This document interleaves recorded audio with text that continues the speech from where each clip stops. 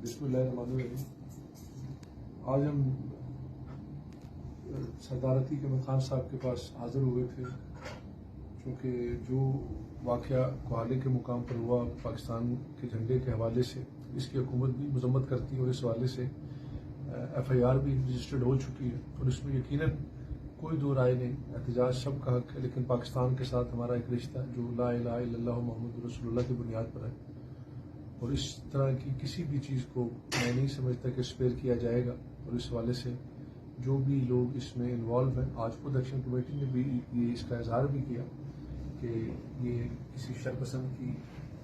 हो सकती है, तो इस हवाले से हम उस पर भरपूर हमने इन्हें यकीन दिलाया इस चीज़ का कि हम जल्द अज जल्द फौरी तौर पर जो लोग इसमें शामिल हैं उन्हें उनके खिलाफ कानूनी कार्रवाई और चाराजोई की जाएगी और किसी को भी स्पेयर नहीं किया जाएगा। पाकिस्तान के साथ हमारा रिश्ता मजबूत और इंशाल्लाह मजबूत रहेगा।